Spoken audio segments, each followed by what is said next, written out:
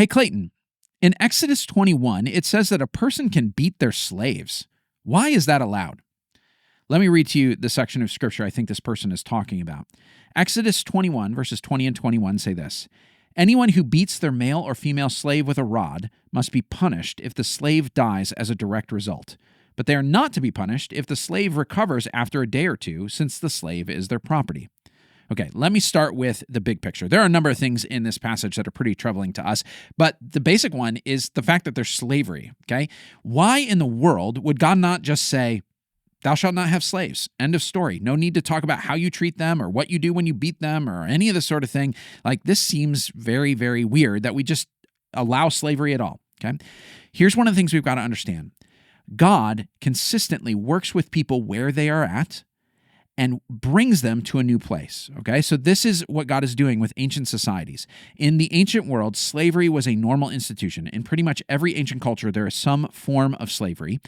And God knew that this was already woven into the fabric of the societies he was working with. And so God does not radically reorder that society, but what he does is start working within the institutions and the structures that they have and transforms what exists from within, okay?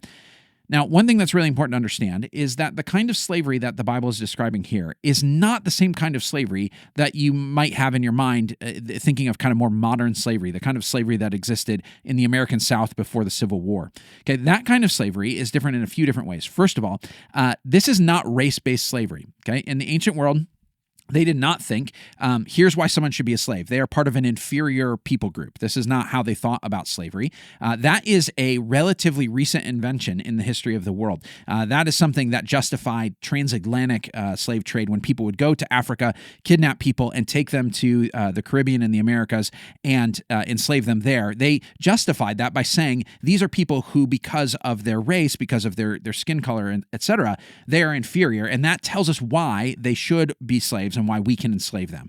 This was not how slavery was thought about in any of the biblical cultures that we're talking about, okay? Second thing that's different is this is not people who have been kidnapped and brought into slavery, okay? There's actually an explicit law in Exodus, okay? It's actually in Exodus 21 that says this: anyone who kidnaps someone is to be put to death, whether the victim has been sold or is still in the kidnapper's possession, okay? That's Exodus 21, verse 16.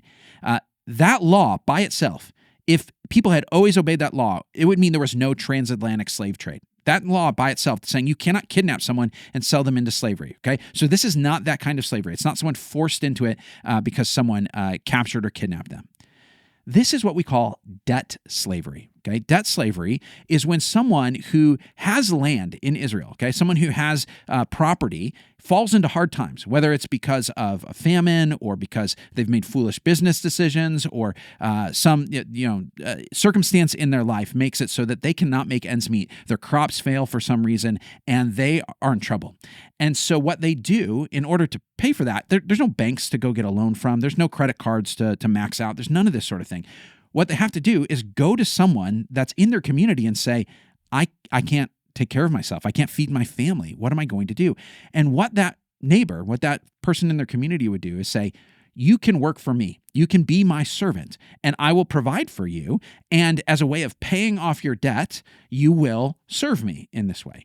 And so most slaves were slaves because they owed a debt to somebody, or they were trying to repay a financial hole that they had fallen into. And so this is what you need to think of. This is a little bit more like what many of us experience who have debt that we're saying, I just feel under the weight of this. I owe the bank, I owe, whoever, I owe the credit card company money, and I'm working for them, essentially.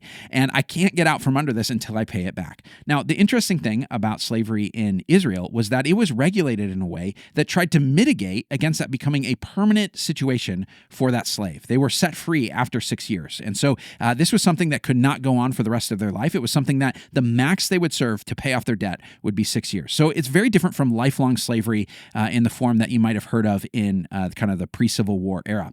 And so these are people who are essentially becoming part of the household of this person that they're working for. They're becoming servants, and they're working within that place. Now, here's the second question. The second hard thing about this is, why are they allowed to beat that person, right? Why is corporal punishment allowed? This is something that we resist and revolt from, and so we say, this doesn't seem right. Now, this is where it gets uncomfortable for us because this was actually a pretty normal form of punishment, even for family members. Okay, so we shrink back from this for multiple reasons, but in most societies, honestly, before the 20th century, it was not uncommon for people to use a rod or use a switch or use something to perform corporal punishment. This would happen for the range of people. It could happen for criminals. It could happen for people within your household, your family members.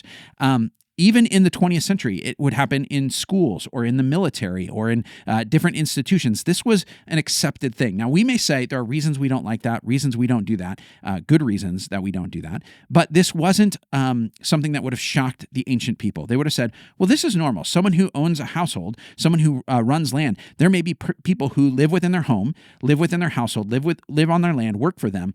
And one of the ways that misbehavior is responded to is with corporal punishment. And what's interesting is this law actually puts limits on what could happen, okay? In many other ancient societies, a master could kill a servant, but in this case, it's saying, no. You are answerable if you beat someone in a way that causes them to lose life and not recover. And if you keep reading in chapter 21, it actually goes on. Verse 26 and 27 says this: an owner who hits a male or female slave in the eye and destroys their eye must let the slave go free to compensate for the eye. So think about that. If this is the sort of thing that their actual bodily integrity is protected. If you actually wound them in a permanent way, they get to go free. So you're not going to do that. And it also says this: and an owner who knocks out the tooth of a male or female slave must let the slave go free to compensate for the tooth. So there are limits here. This is meant to restrain people who've got a servant who's trying to pay back a debt from taking it out on them and taking advantage of them. They actually get their debt forgiven if they are hurt in the process of this. And the owners are answerable. This would have been radical in the ancient world. This actually would have been mitigating the harshest forms of this slavery, leaving it to be an institution that would actually give people a chance to get back on their feet because they had a way of paying off their debt without being forever enslaved. Thanks for listening. If you've got your own questions, email questions@BibleSavvy.com. Like and subscribe to catch our regular episodes every Monday on the Bible Savvy Podcast.